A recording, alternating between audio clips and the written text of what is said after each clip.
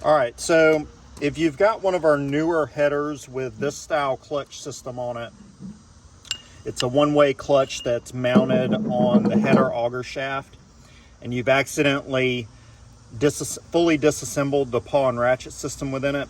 You might be wondering how to put your spring and your roller pins back in the mechanism. So to do so, you put your spring clip in first, keep a little bit of grease in it, that'll hold it there. Put that up against your tooth of your paw, and then you want to start your roller pin carefully and gently tap that down in there.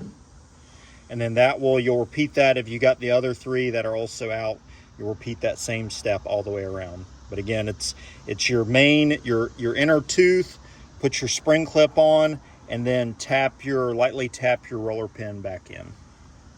All right, thanks.